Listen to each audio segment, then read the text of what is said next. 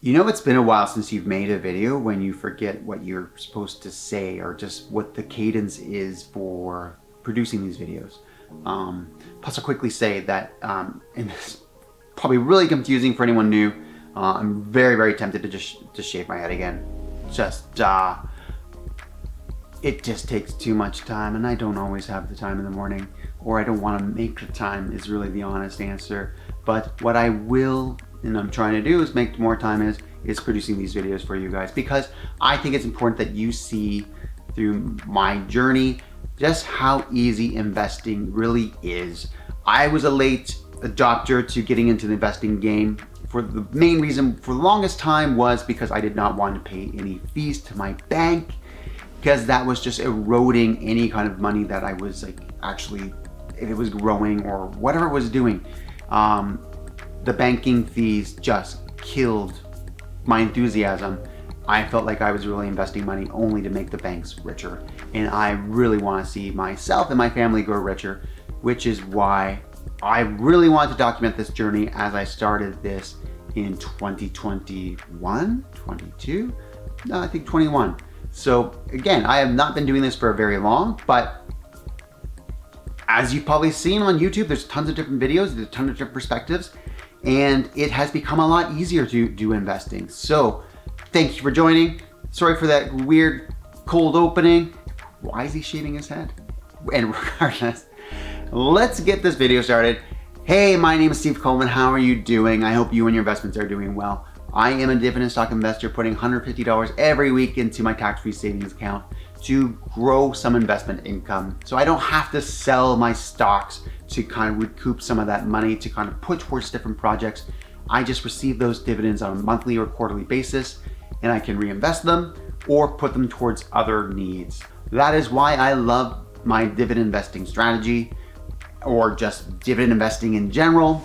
There are multiple strategies you can choose from, and it just works for me. And so I wanted to share that with you, so that way if you can see how simple it is, that it can inspire you to kind of just get into the game, because the sooner you start, the better.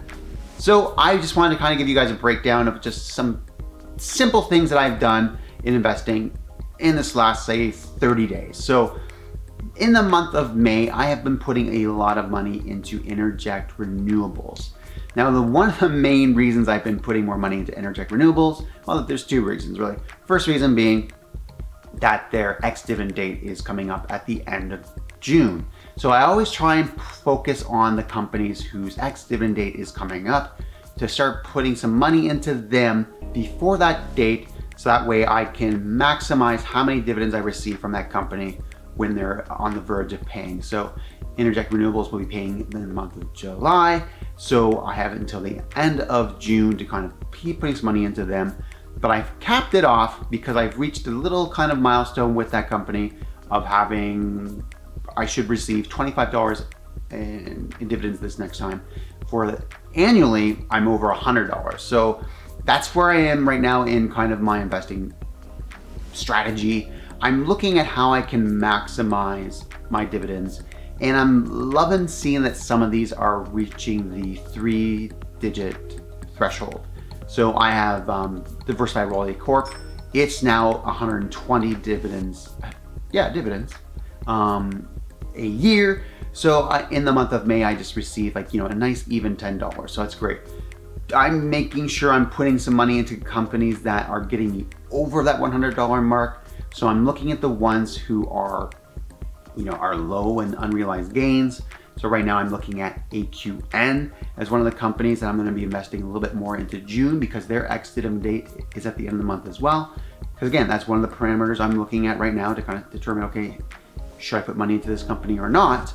And then also right now I'm also looking at, how many dividends am I receiving on an annual basis from this company?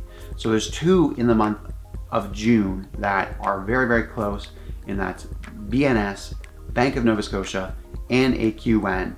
And putting money into AQN also ties into another one of my goals for my overall portfolio, is where I want to have over 25% of my investments in the renewable energy space. This is all the different thoughts that are going through, and I use my spreadsheet, which I'll put here on the screen, to kind of help me navigate these decisions. So I'll sort my stocks by unrealized gains, see which ones are the major losers. As you can see at the bottom, and this, I promise I'm not putting any money into this one, I've kind of got it up over the $100 mark, is Chorus Entertainment. Again, it has dropped down in the last like 30 days. So again, in May, down to like $1.22, I think is the lowest it's been. So I'm not putting any more money into Chorus Entertainment, even though it is a good opportunity to dollar cost average. But I've kind of hit that little milestone of like, okay, you know, I'm getting $120. I'll be getting like $30 a quarter from that company. So that's just great. So just leave it at that, Steve. Leave it at that. Let them be. But then once you go up the list, then we've got the AQNs, you've got the Intertek Renewables, Brookfield Renewables, and so on. So I look at those companies first to again, try and dollar cost average as much as possible. Then I'm kind of looking at like, okay, which ones have a dividend yield, or not dividend yield, but how much annual dividend am I potentially receiving from this company, and can I get that over $100 by using the $150 I'm investing every week? Can I push that up or not? Or do I break it up over two different positions and just kind of raise them up both all at the same time?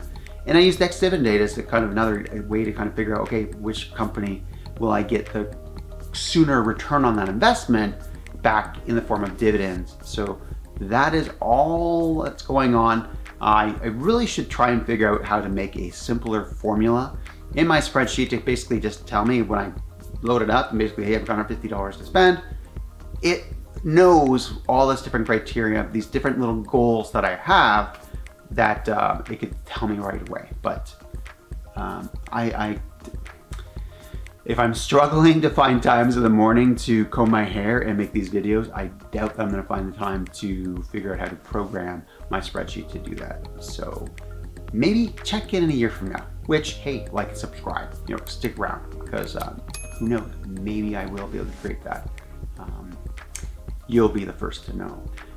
I'll make more future videos in June so you can actually see when I'm making some of these purchases, and then we can discuss further down in the comments, guys. Let me know what's going on with you.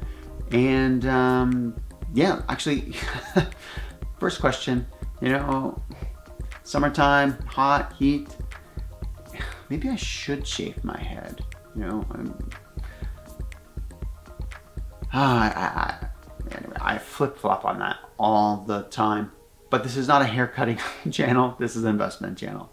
So I digress. I hope you guys have a great day. Keep it in the green. We'll see you in the next video, and take care.